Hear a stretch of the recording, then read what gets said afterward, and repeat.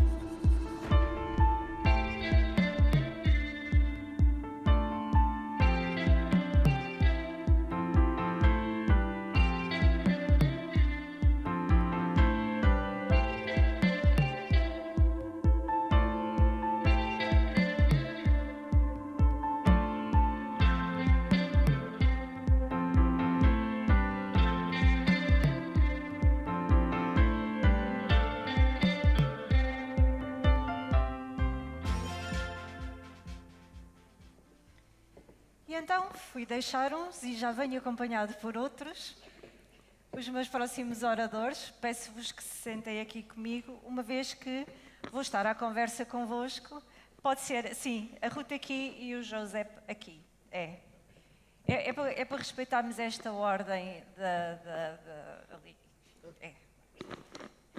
Então, vou só chegar-me aqui um bocadinho mais à frente para vos ver. Bom, nós vamos agora falar sobre um outro tema, recrutamento e expectativa salarial. E eu tenho comigo o José Capel, do Centro de Investigação Salarial, e a Ruth Alves, diretora de Recursos Humanos do Altis Hotels. E vamos falar precisamente sobre esta questão de revelar ou não o intervalo remuneratório na publicação de uma vaga. Vamos também perceber como é que se integra o salário no processo negocial, segundo a opinião destes dois oradores. E ainda vamos falar sobre a remuneração, se é o fim ou se é o início do processo de recrutamento. E começo já por vos colocar uma pergunta: revelar ou não o intervalo remuneratório na publicação de uma vaga? Ruth, quer dar início?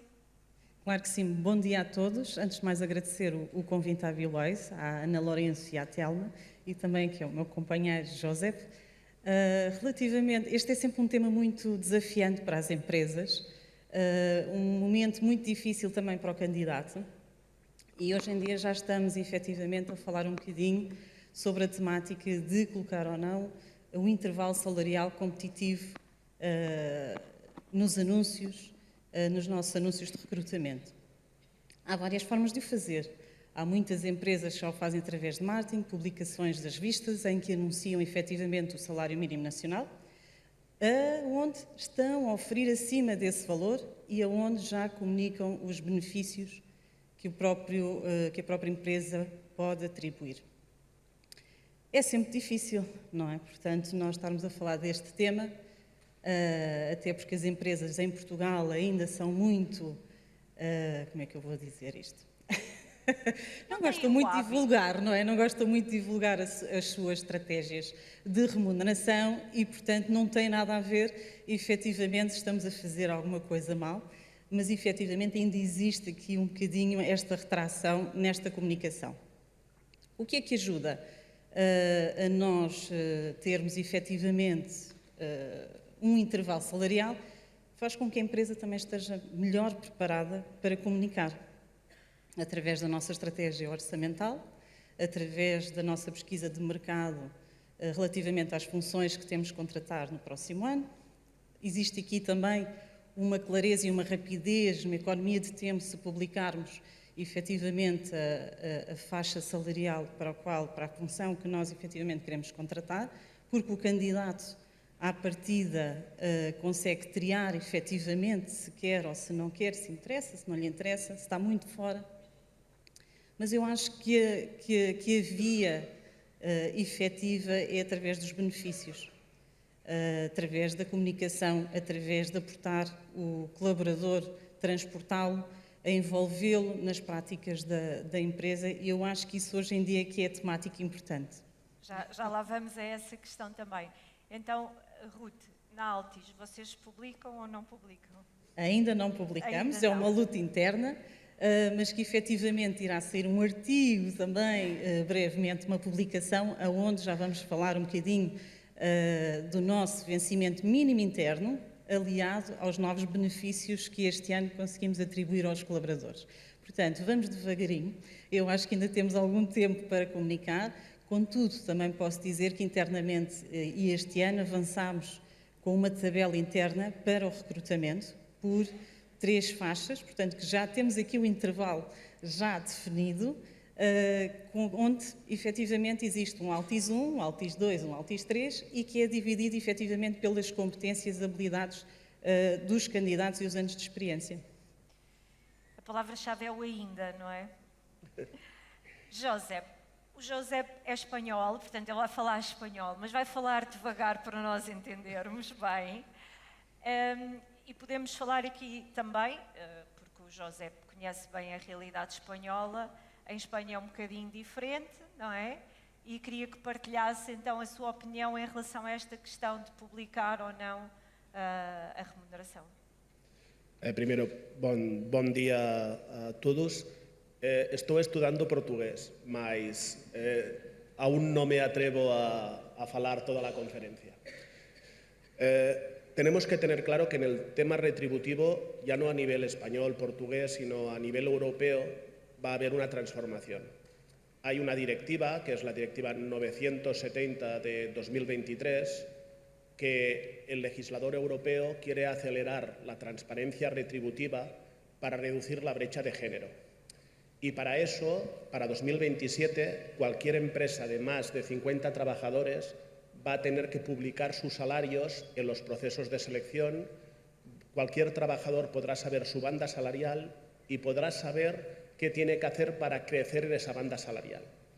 Eso quiere decir que tenemos 2 años y medio para poner orden, para vigilar nuestra equidad interna, ver cómo la tenemos ordenada.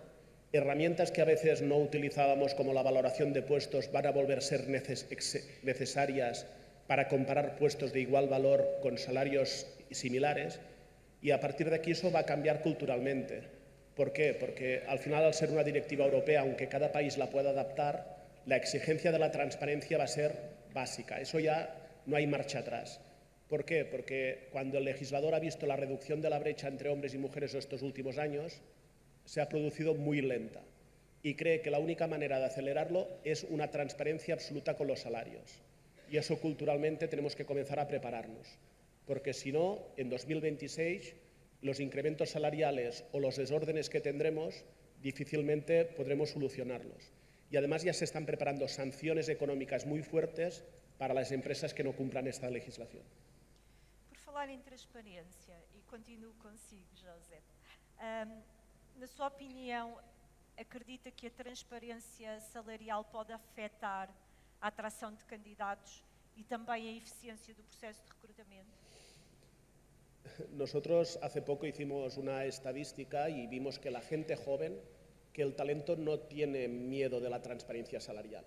Quizá yo soy de una generación, la generación X, que sí que nos preocupaba, pero la gente joven quiere trabajar en empresas que sean transparentes, que sean equitativas, que sepan lo que esperar de la organización. Y en una época donde luchamos todos por el talento, porque el talento en determinadas posiciones es escaso, el tema de la transparencia y profesionalizar el modelo de gestión de recursos humanos va a ser una de las herramientas más importantes que tengamos. Lo que no puede ser es que el candidato venga y que, dependiendo un poco de una serie de criterios o del día, acabemos ofreciéndole un salario u otro. Todo eso tiene que profesionalizarse si queremos realmente dar un salto de calidad. Ruth, o vosso setor é setor de alta rotatividade e também de alguma escassez, creio que se pode dizer isto. É verdade. Em relação a esta questão que estávamos aqui a falar da transparência, sentem que pode afetar a atração de candidatos e a eficiência no processo e, no fundo, enfim, ajudar ou não o recrutamento? E assim, na indústria do sector hoteleiro, e pondo aqui um bocadinho a restauração de parte, que são duas dinâmicas salariais bastante diferentes, no sector hoteleiro de luxo, que é onde eu consigo ter aqui um bocadinho mais de conhecimento, para nós, efetivamente, a questão de demonstrar um bocadinho as nossas faixas salariais, as nossas políticas, os nossos benefícios, não será efetivamente muito difícil de aplicar futuramente. Contudo, nas outras empresas em que efetivamente o esforço financeiro, o esforço para a área salarial é um bocadinho mais difícil, daí eu estar a falar aquele constrangimento inicial. Daí que tem que haver efetivamente uma preparação, tem que haver, temos de estar seguros muito das nossas práticas, das novas tendências. E efetivamente eu ainda ontem tive uma experiência em que estávamos a contratar alguém para o Altisporto, que vai abrir ainda este ano, recentemente, aproveito para dizer, e que pela expectativa, pela experiência do candidato, pela forma de estar, ele estava para candidatar-se para uma posição de concierge. Ele já vinha de vários anos de recepção de primeira, mas queria muito falar com o cliente, e nós tivemos aqui internamente essa flexibilidade orçamental, por ser uma abertura é mais fácil, de lhe propor uma função de supervisor. Ou seja, eu acho que é aqui que nós temos que ter aquela bolsinha dos 5, 10% que não mostramos efetivamente ao administrador, os truques dos recursos humanos, para efetivamente avaliar o candidato. Ou seja, eu acho que passa muito por um recrutamento cada vez mais personalizado. Temos que ter um bocadinho os horizontes mais abertos, do género, por exemplo, contratamos o empregado de mesa de segunda. O que é que esse empregado tem de mais valia para a empresa? Não é? Porque ele pode ser um empregado de segunda, mas pode falar 5 línguas, não é? Pode ser um poliglota. E será que eu não tenho outra oferta para lhe dar? Será que eu não consigo efetivamente colocá-lo não num Altis 1 de remuneração, mas se calhar num Altis 3 devido àquilo que ele pode trazer de benefício para a empresa? Portanto, eu acho que nós temos que começar, eu acho que já se faz muito isto em hotelaria, mas cada vez mais com transparência. Eu creio que a diversidade, a inclusão, os temas que estavam a ser falados efetivamente anteriormente, na hotelaria acho que somos pioneiros. Portanto, nós temos uma grande percentagem também de estrangeiros a colaborar connosco, além da grande massa serem portugueses, desde sempre em todos os sítios, as empresas onde tenho estado, e efetivamente não há um problema na contratação de mão de obra estrangeira, que nos ajuda bastante, porque eles trazem outras práticas, trazem outros pontos de vista, e eu acho que não temos que estar fechados e não devemos estar fixados só naquele vencimento, e devemos ter sim uma flexibilidade remuneratória que nos ajuda na negociação, e principalmente com as camadas mais jovens, porque efetivamente eu acho que eles não estão muito interessados nesta fase na remuneração. É mais na sua participação, na sua envolvência, o que é que eu vou aprender, o que é que a empresa me pode dar. Estas são as perguntas que eu mais tenho ouvido.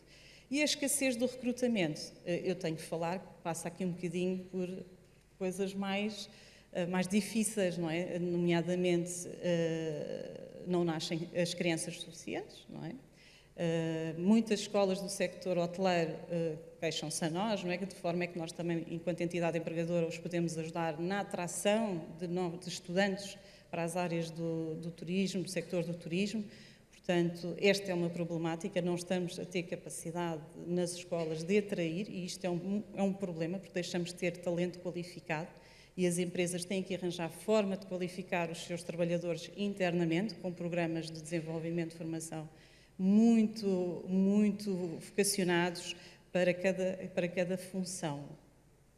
E, portanto, eu acho que a escassez do talento, eu acho que não é só no sector hoteleiro, acho que isto é uma crise que alguns profissionais, a maior parte dos profissionais de recursos humanos já vêm chamando a atenção às entidades empregadoras, mas efetivamente ainda não estamos a fazer o ruído social nas redes sociais, como se costuma dizer, para esta situação. Há escassez de mercado, as práticas hoteleiras têm sido cada vez mais criativas, muito mais perto dos próprios candidatos. Agora, a escassez é um facto que nós vamos efetivamente de atrair. E temos uma problemática que tem a ver também com o facto de a maior parte dos trabalhos serem de serviço ao cliente, serviço ao público. E hoje em dia as massas mais jovens, todos eles me perguntam, aliás, vou quebrar aqui uma confidencialidade, em que um colaborador que não fazia a mínima ideia, um candidato que não fazia a mínima ideia o que era se calhar servir à mesa, tem que ter noção, não é? Mas o que é servir à mesa num hotel 5 estrelas, perguntou-me se podia fazer 2 dias remoto. E eu perguntei-lhe, mas como é que vais fazer 2 dias remoto, sendo empregado de mesa? Portanto, eu acho que temos que pensar, isto pôs-me a pensar um bocadinho de que forma é que eu podia dar 2 dias remoto, não é? Se calhar podia-lhe dar 2 dias de formação intensos por dia, ou temos que arranjar aqui outras ideias, e eu acho que a ideia da partilha e estas perguntas que eles nos fazem são super importantes para nos pôr a pensar de que forma é que eu vou conseguir pôr um empregado de mesa 2 dias em teletrabalho. Mas a escassez passa por também criar oportunidade de melhoria dos nossos serviços. Ruth, falou aí em várias questões, a personalização, a contratação de estrangeiros também, de gerações enfim, mais diferentes, não é? Essas são algumas estratégias que vocês adotam para lidar com a questão da não revelação do intervalo salarial de forma eficaz, não é? Sim, eu acho que ainda não existe essa prática. Eu acho que a prática já começa a existir em empresas de recrutamento. Portanto, nós, se começarem a pesquisar uma vaga, se forem aquelas empresas, que agora não posso dizer o nome, já há muitos que dizem, portanto, mas não são em todas as vagas. Portanto, eu ainda vejo que há aqui uma reticência na divulgação salarial. Eu acho que não temos que ter receio.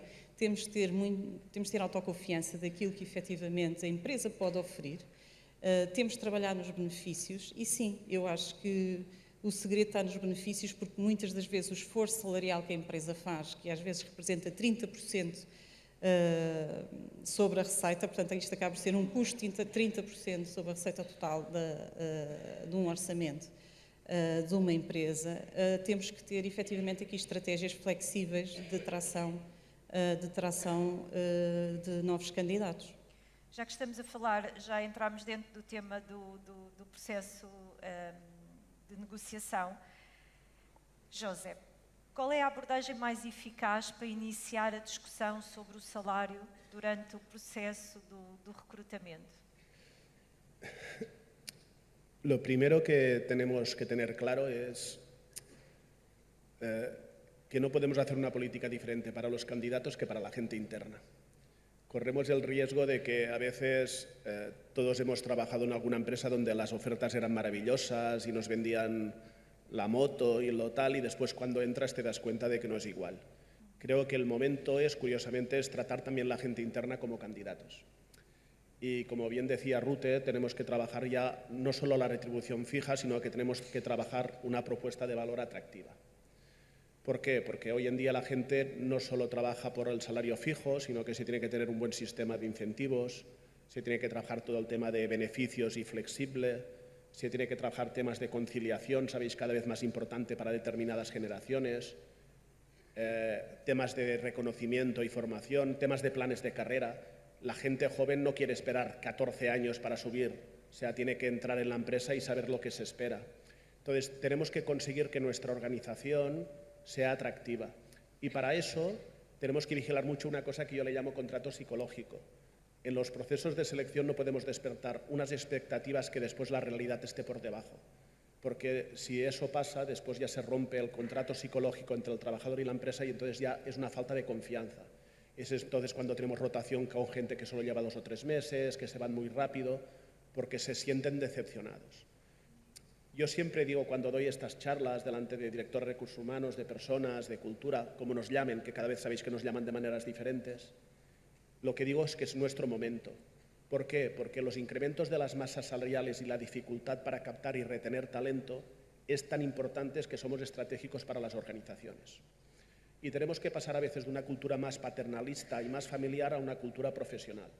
Y eso solo se puede hacer desde la función de recursos humanos y ordenando tanto el modelo organizativo como el de compensación como el de talento. Porque recuperando lo de la transparencia, pensad que los modelos retributivos, una de las cosas que dice la directiva es que los directores de recursos humanos vamos a tener que firmar la política retributiva para demostrar que es transparente. Y legalmente estamos ejerciendo una responsabilidad que después tendremos que demostrar que está bien hecha. Entonces, por eso os digo que las reglas de juego cambian y tenemos que conseguir que la empresa, el famoso branding de empresa, que la empresa sea atractiva y que los candidatos quieran venir a trabajar porque saben que ese es un proyecto que les llama. Si no hacemos eso, difícilmente captaremos a los mejores. E na tua opinião, há mais alguns critérios que possam ser essenciais na definição de uma implementação de uma estratégia de remuneração que tanto funcione para atrair, mas também para reter? Há mais alguns critérios que possam ser essenciais? Lo primero que se tiene que hacer es mirar interno y arreglar la equidad interna. Vosotros sabéis que la mayoría de organizaciones, por temas históricos, en la misma posición puede haber una persona que gane el doble que otra. Y entonces nadie se siente bien pagado si al nivel interno no hay cierto orden. Otra cosa que se tiene que cambiar es la famosa cultura de que parece que nos suben el salario cuando nos vamos de la empresa. Eso nos ha pasado a todos y te queda siempre una sensación de decir, jolín, ¿qué pasa? Que si eres buen trabajador y no te quejas, no te suben el salario. Entonces tenemos que montar una política que sea equitativa internamente, que midamos la contribución de las personas, cumplimiento de objetivos, potencial, desempeño, ¿de acuerdo? Eso que requiere un cambio cultural y se tiene que hacer poco a poco. Nunca se tienen que hacer las cosas demasiado rápido. Y lo primero que siempre recomiendo es hacer una auditoría para saber cómo tenemos la organización a nivel de compensación y a partir de aquí diseñar una política que sea atractiva para los de fuera. Pero primero, difícilmente haremos una cosa atractiva para afuera si no tenemos ordenada la casa. ¿De acuerdo? Es el primer paso. Antes de continuarmos, vamos ver se temos alguma questão. Se alguém quer participar da nossa discussão sobre este tema de salário e de recrutamento. Temos aqui uma mão no ar e precisava aqui de um micro, por favor. É aqui, mais abaixo. Vamos ver, então. Ok, está quase a chegar aí o micro. Pode falar e eles Ok, ajustam. bom dia, Miguel Godinho, Solvay. Tenho aqui uma questão para o painel, pronto, saber a vossa opinião. Até que ponto este pudor das empresas de não revelar os salários nas ofertas não é mais um medo interno de saber o salário dos futuros membros, né, e o atrito que isso pode criar, do que propriamente o mostrar para fora e a atração de talento? Eu posso começar. Da minha experiência, acaba por termos, efetivamente, em Portugal, as empresas vêm de origem familiar. E, portanto, as famílias protegem-se muito, nós sabemos isso. Não havia essa cultura. Antigamente, nós sabemos, se falarmos dos nossos pais, ninguém sabia o salário de ninguém, não é? Hoje em dia, a primeira coisa, quando um colaborador entra novo, não é? Dentro dos colegas, quanto é que tu recebes? É logo a pergunta. E eu acho que isto é um tema emergente que efetivamente as empresas têm que trabalhar. Eu acredito que o sector hoteleiro está muito avançado neste sentido, muito organizado. Eu acho que não tem a ver com o medo, eu acho que tem a ver com uma tradição portuguesa e a forma de estar em Portugal. Até porque o sector hoteleiro, nos seus acordos coletivos de trabalho, já existem tabelas definidas por níveis, por função, portanto nós até estamos bastante organizados, apesar de que nenhum de nós praticamente atribui aqueles vencimentos, atribuímos bastante acima do que vem na tabela. Lá está, pela escassez. Eu posso dizer que efetivamente o Altis é a primeira empresa onde eu estou, onde eu tenho pessoas com, a maior parte tem entre 25 a 30 anos de casa, onde a minha problemática não está na regularização, na parte de recrutamento, e sim nas pessoas que já têm 30 anos. Imagino um empregado de mesa que sempre quis toda a vida, não quis chegar a ter empregado de mesa de primeira e nunca quis ser o cargo de chefia. Portanto, independentemente de ter as qualificações, ter a capacidade, ele está bem como está e vamos-lhe dando aumento, não é? Nem que sejam os aumentos anuais que nós empresas damos, não é? E, portanto, se eu comparar esse trabalhador, o salário desse trabalhador, que já lá está há 30, 40 anos, não é? Com aquele que acaba de entrar com a mesma categoria, eu tenho aqui um gap muito grande. E que não é justo eu compará-lo, não é? Porque, em termos de experiência, uma coisa é se eles tiverem ambos a mesma idade, os mesmos anos de experiência, eu aqui, se calhar, tenho que ir sair da minha tabela dos 3 níveis Altis e se calhar tenho que ponderar aqui outra faixa de remuneração. Mas eu creio que isto vai passar a ser efetivamente uma prática do dia-a-dia da gestão de recursos humanos. Não é medo, eu acho que é uma tradição portuguesa e que também tudo aquilo que é tradição também há inovação. E eu acho que as empresas vão compreender que as novas gerações, e já estão a compreender, portanto, já existe essa adaptação e eu acho que é mais por aqui, ou seja, eu acho que não temos que ter medo, temos que estar seguros daquilo que efetivamente é a nossa cultura organizacional e vamos por ellas, como diz o José. Yo soy hijo de una empresa familiar pequeñita y si había 60 personas había 60 puestos. O sea, los puestos tenían el nombre de la persona. Entonces, la política retributiva no podía ser transparente porque mi padre, yo creo que el salario lo ponía pues si uno venía a trabajar el día de fiesta, si le caía mejor, si no le protestaba. El primero que tenemos que hacer es mirar el modelo organizativo. No puede ser que en organizaciones de 80 trabajadores tengamos 75 puestos. No podemos hacer personigramas. Tenemos que simplificar los modelos y después tenemos que hacer bandas salariales para cada puesto con un recorrido que sí que dependa de la persona. Es la única manera. Mientras tengamos modelos organizativos muy complejos, donde la gestión es un poco paternalista y todo, es muy complicado hacerlo. Pero es que yo creo que si queremos crecer como organizaciones y queremos hacer mejor las cosas, primero tenemos que poner ese orden y comenzar a simplificar los modelos. Y creo que es el único camino, es el de profesionalizar, empresas más profesionalizadas, más robustas. Y lo que he aprendido con el tiempo es que te ahorras dinero, te ahorras masa salarial. Porque al final, si no acabas inflando determinados salarios, después tienes salarios muy altos con gente con una contribución muy baja y que ya no sabes qué hacer, y tienes rotación en la gente joven, que son los que te pueden aportar conocimiento. Entonces, tenemos que poner orden. Primero, organización, y después construir el modelo retributivo. O sea, ser transparente no se puede ser de hoy para mañana. Es un proceso, pero se tiene que arrancar. Obrigada.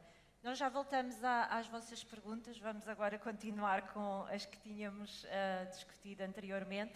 Portanto, podem continuar a pensar e daqui a pouco já temos mais um momento para perguntas que queiram colocar. Ruth, aqui o José há pouco falou aqui de algumas coisas, a Ruth também já foi abordando. Quais são as vossas, portanto, as melhores práticas que vocês utilizam no Altis para garantir que a negociação salarial é justa e satisfatória para ambas as partes? E por ambas as partes refiro-me empresa, candidato e também os que já lá estão há 30 anos, não é? É uma pergunta difícil, porque ainda estou a estudar. Como é que eu consigo ter aqui uma equidade salarial entre aquele que entra sem experiência, que é aquilo que nós temos e aquele que lá está efetivamente há 30 anos e até já tem uma remuneração bastante acima da média para a função. Aqui temos que ir pelas competências, temos que ir pelas habilidades, pela experiência do colaborador. E eu acho que é sempre com uma conversa muito transparente explicar a responsabilidade que a vaga aporta ao colaborador, e é uma pergunta que eu gosto sempre de fazer. Após explicar tudo aquilo que nós desejamos que o colaborador realize, qual é a expectativa dele relativamente àquilo que acabou de ouvir? O que é que ele acha que seria justo ele receber se desempenhasse todas as responsabilidades que eu acabei de partilhar com ele? E a partir daqui acabamos por entrar na negociação. É lógico que o candidato, quer a empresa, já devem ter feito o seu estudo de mercado, já devem saber qual é que é a remuneração média para a função a que se candidata, que acaba também por facilitar mais a negociação, mas eu acho que a transparência de falarmos, efetivamente, é sempre muito importante. E eu sou apologista, quanto mais transparente nas entrevistas nós formos, melhor. A negociação pode começar, efetivamente, no final de uma primeira entrevista. Também pode ocorrer numa segunda entrevista, onde já temos o diretor de departamento ou um diretor-geral, dependendo da função que efetivamente nós estamos a contratar, e muitas das vezes acontece após, inclusive, o envio da proposta salarial, quando o colaborador, efetivamente, nós não nos entendemos aqui muito bem, entre a expectativa do candidato e a expectativa da empresa, porque é tudo comunicação e é a forma como nós comunicamos. Às vezes o candidato ainda força um bocadinho, olha, e se me desse efetivamente aqui o seguro também de família aos meus filhos? Havia essa possibilidade e, portanto, já nesta fase já não falamos muitas das vezes na parte remuneratória, acabamos por negociar detalhes de benefícios. Quando nós enviamos a carta de intenção, a nossa carta de intenção, portanto, é bastante extensa, portanto, muito clara, diz a função, a duração do tempo, se é renovável, se é sazonal, quando é que inicia, quem é a chefia, na ausência da chefia, quem é que é a chefia, que ele deve reportar, vai também o descritivo de funções em anexo, vai também todos os benefícios que nós damos aos colaboradores e também, logicamente, a parte remuneratória, dividida, ou seja, temos uma componente total, porque é muito importante nós aportarmos a compensação total do colaborador, incluindo os benefícios, não só a remuneração, porque é a valorização total, porque ter um seguro de saúde, ou ter um seguro de vida, ou ter os bónus, que ainda não falámos aqui, que são as compensações variáveis, que muitas das vezes para alguns níveis de colaboradores faz sentido, mas, por exemplo, na Altis nós atribuímos a todos os colaboradores, após 8 meses de primeiro contrato, o bónus anual, que ronda um salário, mediante a avaliação de desempenho e os KPIs das empresas. E, portanto, eu acredito que a parte negocial, quando efetivamente a pessoa recebe a carta, acaba por ser mais sobre os benefícios e não sobre a remuneração, porque nós temos de ser muito claros e transparentes entre a expectativa. Eu sou muito direta, tenho essa dificuldade, ainda tenho que trabalhar, que quando um colaborador me diz que quer receber 1.200 euros para empregado de mesa de segunda, eu digo logo, olha, lamento, mas eu não tenho orçamento para poder contar consigo. E é aqui que nós não temos que ter medo de dizer que não temos orçamento, porque não temos. E, portanto, temos que ser muito corretos e muito justos, porque senão eu teria a pagar um vencimento muito abaixo. Independentemente da escassez, eu tenho que seguir uma linha orientadora e tenho que ser correta com aqueles que lá estão, já, e com aqueles que vão entrar de novo. Ruth, quando nós conversámos para preparar esta mesa, surgiram ali outros benefícios. Eu acho que é interessante podermos partilhar isso, porque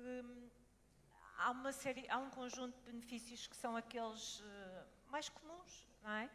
Mas vocês têm percebido que estão a haver outro tipo de necessidades, provavelmente fruto do momento que estamos a atravessar no país, no mundo até, não é?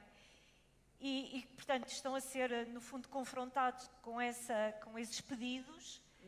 o que é que vocês estão a fazer? Portanto, que pedidos são estes e o que é que vocês estão a fazer para integrar isto na vossa... Nós temos estado nas feiras presentes nas feiras de empregabilidade, quer o ano passado, quer este ano, e, portanto, a maior parte dos colaboradores, dos candidatos e das pessoas que nos abordam, perguntam-nos muito mais sobre alguns benefícios do que propriamente o vencimento. Benefício esses, seguro de saúde, que já falei aqui, alojamento e alimentação, se nós damos alimentação no hotel. Porque se não dermos alimentação, eles não estão disponíveis. E eu acho que isto tem a ver um bocadinho sobre a contingência daquilo que estamos a viver hoje em dia e que efetivamente há pessoas efetivamente que trabalham e que moram nas ruas, que comem uma vez por dia, e portanto nós temos que olhar para estas pessoas, porque muitos deles também são portugueses, não são só estrangeiros, e portanto nós efetivamente temos outra situação, além do seguro de saúde que não conseguimos dar logo no primeiro contrato. Temos um médico de família que todas as semanas vai ao hotel para os colaboradores, em que eles apenas têm que avisar o Departamento de Recursos Humanos para as marcações, pronto, para conseguirmos aqui uma organização, quer para o médico, quer também pois, para as FIAs e para os turnos de trabalho, em que tem tido efetivamente muito sucesso. Não só, eu própria já utilizei, já precisei de umas gotas para os olhos, portanto, específicas, que têm um bocadinho de antibiótico e, portanto, em vez de estar a tirar o dia para ir, ou umas horas para ir ao médico, é tão fácil ter 5 minutos, vou no próprio edifício, temos um gabinete médico preparado e podemos ter ali uma conversa, pode-nos passar exames, pode fazer o nosso seguimento e eu acho que é o benefício que, efetivamente, os colaboradores dão mais importância. A alimentação também, portanto, é um refeitório aberto, pequeno almoço, almoço e jantar, e ceia também. Portanto, tem horários para a higienização da mesma, e o seguro de saúde após os 8 meses, que também, além do benefício que nós damos também do bónus anual, mediante a função e mediante o nível, que já estamos a criar níveis também, em termos hierárquicos, também têm bónus anuais, todos têm bónus anuais, mas há uns que vão tendo mais mediante também os objetivos que lhes são propostos. Entre outras coisas, os benefícios também de poder vir, de estar entre as nossas propriedades, a área da formação cada vez mais é solicitada. Nós este ano desafiámos todas as nossas FIAs a fazerem um compromisso com elas próprias e com os seus colaboradores, em que todas elas tinham que garantir um mínimo de 20 horas de formação, se ela qual fosse, on the job, em sala, portanto, o que quisessem, podem vir aos recursos humanos, eu trabalho com elas essas 20 horas, têm um objetivo pessoal que têm que cumprir. Há muitos que dizem que querem emagrecer 12 quilos e eu digo, tenho certeza. Se calhar tenho que começar a trabalhar na parte do ginásio, das políticas de ginásio, mas também já estamos a tentar encontrar um espaço também para conseguirmos efetivamente dar ali umas máquinas, preparar assim um pseudo-ginásio, como eu costumo dizer.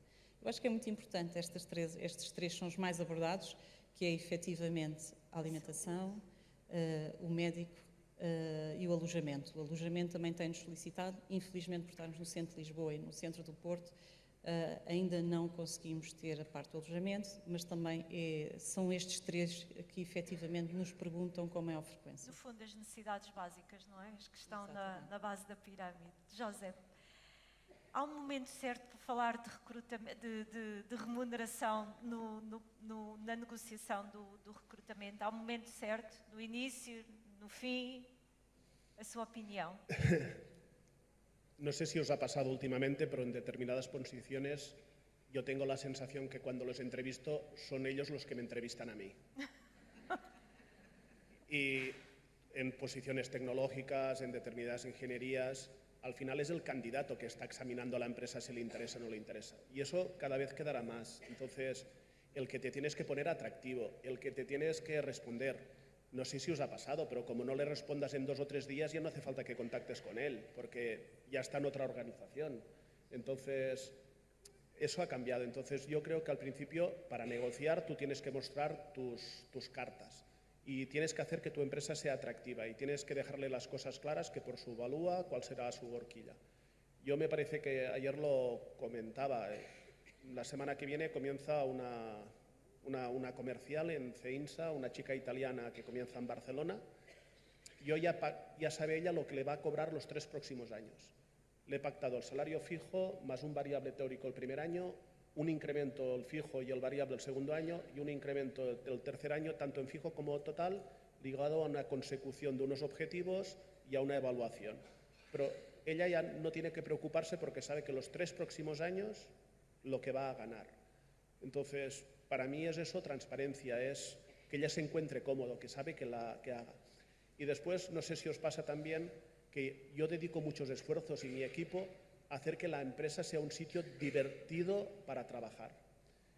Que los desayunos, que las meriendas, no damos teletrabajo, pero damos flexibilidad, intentamos que socialicen. Entonces, tenemos que preocuparnos mucho y en determinados sectores, sobre todo, por ejemplo, a veces los primeros incrementos se tienen que hacer en periodos muy cortos. ¿Por qué? Porque la rotación, si consigues que una persona se quede más de 6 meses o más de un año, después cuesta mucho más que se vaya. No podemos esperar mucho tiempo a reaccionar, sino que tenemos que montar políticas mucho más de impacto. Y en determinados sectores, curiosamente, no sé si te ha pasado, yo trabajé en retail, en una cadena muy grande de tiendas, y hicimos que los candidatos entraran porque oían que teníamos gente pasando por las tiendas escuchando a la gente. O sea, que muchas veces cosas que son imaginativas, que son diferentes, eso lo tenemos que poner encima de la mesa cuando entrevistemos a un candidato, porque es lo que dices, los que tenemos que ser atractivos somos nosotros. Cada vez tenemos que cambiar de mentalidad. Podes dar exemplo de coisas creativas? Bueno, nosotros, por ejemplo, lo que decimos es eso de pasar en Ceinsa, por ejemplo, cada viernes un trabajador tiene que hacer el desayuno y lo tiene que llevar para todo el resto de sus compañeros. Por ejemplo, nosotros hacemos el 30 aniversario este año y ese día no se trabaja y todo el mundo va a tener una fiesta y vamos a hacer una comida pues, para todos, para que todos se sientan importantes. Las entrevistas del desempeño ya no son las entrevistas de que me siento 1 o 2 veces al año. Las entrevistas son de cámara café, como digo yo, de un programa que hacían antes en la televisión que era constantes. Las puertas están abiertas y saben que la persona que hace 3 meses que ha entrado puede venir al despacho del director general y hablar de cualquier tema. Entonces, los temas jerárquicos ya se han acabado. La gente joven no lleva bien la jerarquía. Lo que lleva bien es la empatía, la cercanía, el proyecto, y creo que todo eso son medidas que además las tienes que demostrar cada día. ¿El salario es factor determinante? Yo trabajo por dinero. Si hay alguien aquí que no trabaje por dinero, que me lo diga, que lo contrato. O sea, a ver, y además somos mediterráneos, latinos, eso, yo me pongo el salario y cobro poco. O sea, eso es así, claro que trabajamos por dinero. El 70% de los cambios que se producen en los puestos de trabajo aún se producen por temas salariales. Pero eso todo lo sabéis. Si te vienen y estás a gusto en una empresa y te ofrecen poco cambio, poco dinero, 2.000 o 3.000 euros, indiscutiblemente no cambiarás. Hombre, si te ofrecen 20.000 euros más, sí que cambiarás. En ese modelo retributivo también una evolución que tenemos que hacer es que no se puede hacer el mismo modelo para todos.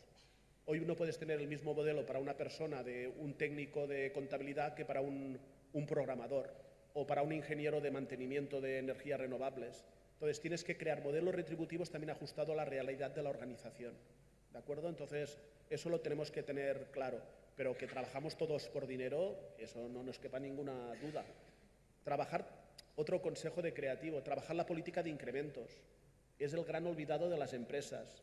No hay cosa peor que cuando llega a final de año y a todo el mundo nos hacen un 2%. Eso, al que es bueno, dice, ¿para qué me voy a esforzar si me hacen un 2% como los otros? Y el que es malo también dice, ¿para qué me voy a esforzar si me hacen un 2% como los buenos? Políticas de incrementos diferenciadas, que reconozcan a los mejores. Montemos políticas que si se ve a alguien sean los que menos contribuyen y que realmente el talento se quede en casa. Y así, parece que no, pero con todas estas políticas es cuando conseguiremos captar a los mejores. Obrigada. Bom, nós estamos a chegar ao fim e este é o outro momento para vocês colocarem questões ao Josep ou à Ruth. Alguém quer participar nesta conversa e colocar uma questão? Temos aqui uma mão no ar e temos aqui outra. Bom dia. E temos lá em cima alguém. Sim, por favor. Bom dia. Bom dia. Chamo-me Nuno Pereira. E falou-se aqui, esta questão se calhar tinha mais a ver com a primeira ronda de perguntas, mas falaram sobre falta de talento, falaram sobre o recrutamento jovem. Sei que, por exemplo, o Altis tem alguma proximidade com escolas profissionais, inclusive com uma das quais são mentoras, e queria perceber convosco qual é a importância para vocês dessa aproximação com as escolas profissionais, qual a importância para o recrutamento e quais as expectativas salariais que os jovens chegam às entrevistas e ao momento de recrutamento. Obrigado. Esta foi para mim. Olá, bom dia. Efetivamente, é de extrema importância a aproximação das empresas às escolas profissionais. Nós estamos a trabalhar todos os dias em estratégias, efetivamente, que nos aproximem. Há uma das instituições que nós já trabalhamos há mais de 17 anos, onde já temos uma grande proximidade, onde antes era Covid, posso partilhar que nós íamos à escola, além de darmos palestras, além de estarmos diariamente com os alunos, de prepararmos refeições para eles, de fazermos o dia das profissões, deles virem até nós, estarem connosco nos estágios e poderem estar cada ano em cada hotel. Houve estágios que efetivamente começaram por ser não remunerados, porque efetivamente havia uma demanda da própria escola de não remuneração, porque já usufruíam de benefícios e se recebessem uma bolsa de estágio, portanto, iriam perder esse benefício. Já conseguimos estruturar efetivamente aqui uma bolsa que também tem 3 níveis de acesso aos estagiários, que vai também por experiência na profissão, em que também dá. E nós estamos a dar efetivamente bolsas de mérito. Quem as define, quem nos diz que são alunos de mérito são as escolas que identificam esses alunos e, portanto, já estamos a dar uma bolsa de 500 € mês a esses alunos. O que é que nós fazemos a esses alunos? Aqueles que efetivamente mostram as competências para efetivamente avançar para um processo de recrutamento e seleção, eles são, muitas das vezes eu nem preciso de fazer nada. Vem o diretor do hotel e diz, eu preciso desta menina. E às vezes nós dizemos, mas olha, ela ainda tem mais um ano para estudar, para concretizar. E aquilo que nós fazemos é esta aproximação, é a interligação entre a escola, porque nós também estamos a atualizar muitas formas de trabalho e as escolas também têm que largar um bocadinho o modelo tradicional ao qual estão vinculados, e eu percebo que todos nós temos diretrizes do Ministério da Educação para os seguir, mas temos que nos modernizar nesse sentido também, na experiência e trazê-los efetivamente para o mundo do trabalho, e o mundo do trabalho ter que ir às escolas cada vez mais. Eu acho que isso é o mais importante. Obrigada, Ruth. Temos mais, sim, aqui, mais um. Eu gostaria de saber do Joseph, atualmente, para os processos de recrutamento, existem ferramentas, as ferramentas de cargos e salários são consideradas importantes nas empresas, e as questões na questão de remuneração, se a avaliação de desempenho é considerada para os profissionais responsáveis pelas áreas de recursos humanos.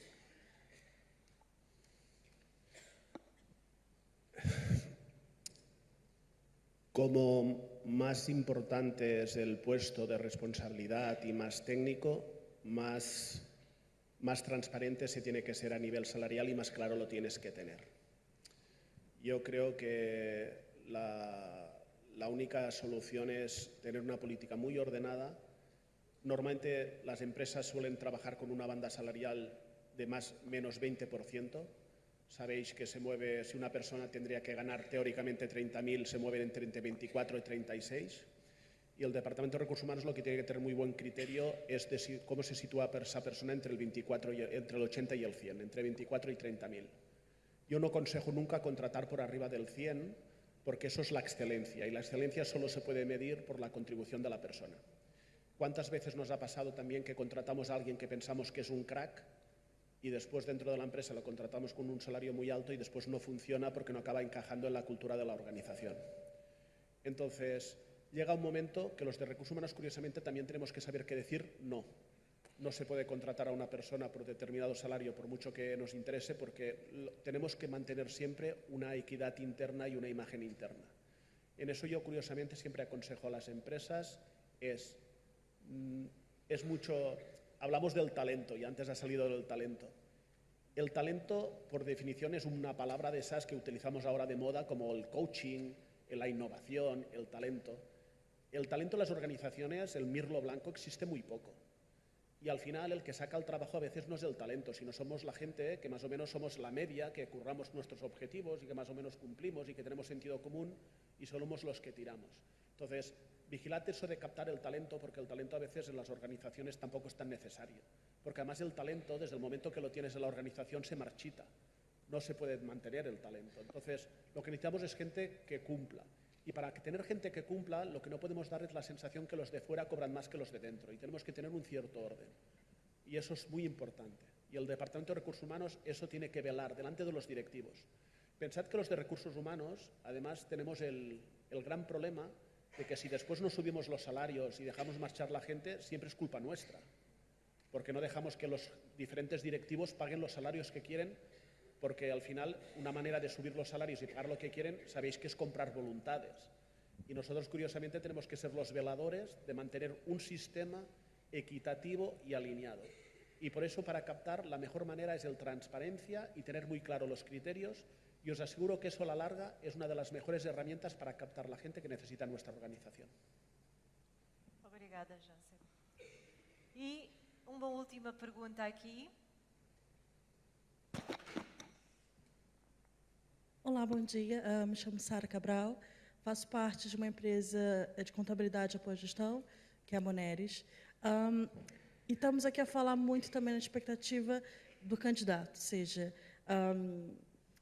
como a transparência salarial pode beneficiar ambos os lados, seja a empresa, seja o candidato. Mas, olhando o outro lado da moeda, na perspectiva do candidato, até onde pode ser, não seria prejudicial a palavra, mas seria limitador, acho que seria essa palavra a correta. Se eu sei, como empresa, que a empresa que está à minha direita e à minha esquerda está dando um certo benefício, ou o vencimento base, se eu sei os valores dos meus pares, até quando pode ser prejudicial para o candidato? Ou seja, se eu sei se a minha empresa à direita dá até certo valor X e a minha esquerda também dá um certo valor X, temos aqui uma estabilidade de valor, de benefícios e de salários, né? Isso pode fazer também que as empresas tenham competitividade entre elas e façam com que aumentem, né, para poder atrair mais. Mas pode acontecer o contrário. Pode ser que, se eu sei se a minha direita e a minha esquerda pagam o mesmo que eu, por que que eu vou fazer, então, a mais, se o candidato já sabe que esse é o valor do mercado? Portanto, até que ponto isso pode ser beneficial para o candidato, na verdade? Para quem é que dirige a questão? Pode ser tanto para o José, pode ser também para a Ruth. Bem, como é que nós trabalhamos efetivamente essa questão? Passa muito, eu acho que nós não temos que ter medo do vencimento. Eu acho que temos de estar muito seguros daquilo, de fazer o nosso trabalho de casa e temos de ter a nossa identidade. E cada empresa, há sempre uma empresa que vai pagar a mais do que nós, uma empresa que vai pagar a menos do que nós, uma empresa que tem um branding, employee branding, muito melhor que o nosso, porque trabalha, porque tem receita para trabalhar, porque tudo é preciso dinheiro, não é? Para fazer todas estas publicações.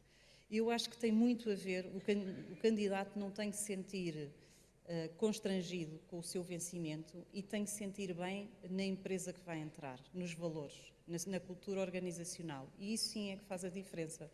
Eu já tive candidatos que não se identificaram com a cultura muito tradicional da Altice e procuram uma hotelaria muito mais moderna, onde os próprios clientes são mais modernos e, portanto, a pessoa tem que se sentir bem com aquilo que vai realizar o seu trabalho, com a cultura onde está inserida e com os benefícios que a empresa dá, independentemente se o salário é igual de um ou do outro lado, tem a ver muito com a identificação com a empresa, com os valores da empresa. Porque se eu não me identificar com os valores da empresa, mesmo que eu pague acima, a pessoa acaba por sair. Obrigada, Ruth. Josep? Primero, la ley de transparencia es algo necesario, porque partimos de la base de que lo que no puede ser es que una mujer cobre menos que un hombre desempeñando el mismo trabajo. Al final lo importante es no el género de la persona que ocupe el trabajo, sino su rendimiento. Y a partir de aquí después, también como candidatos a veces, yo pongo el ejemplo siempre de la figura de un controller. Todos sabéis que una figura que es un controller. Yo cuando hago análisis salariales, hay empresas que un controller vale 300 puntos y es un técnico contable, y en otras empresas vale 700 puntos y casi es un director financiero. ¿Qué quiere decir? Que a veces la gente también, el nombre, no nos tenemos que fiar porque a veces parece que cobren más en otra empresa, pero las funciones y las responsabilidades no son las mismas. Entonces, la transparencia de entrada será bueno. Que siempre habrá gente que pagará más que tu empresa, eso seguro. Pero entonces es cuando tienes que enriquecer la propuesta de valor y hacer la empresa que sea más atractiva. Lo bueno es que ahora las empresas que somos pequeñas podemos competir haciendo el puesto atractivo, la empresa atractiva con empresas grandes. A nivel retributivo nunca podremos competir, pero en cambio a nivel de propuesta de valor sí. Entonces creo que es una oportunidad para precisamente las pequeñas empresas de hacernos atractivas y que la gente que quiere participar en un proyecto, en una empresa responsable, socialmente responsable, que realmente tiene en cuenta la transparencia y que no hay diferencia entre hombres y mujeres, podrá captar mucho más talento que años atrás, que solo era por el salario y que los grandes siempre podían acabar pescando. Josep, obrigada pela partilha. Ruth. Obrigados a vosotros. Obrigada. Obrigada a todos. Prometo continuar estudiando portugués. Mas percebemos.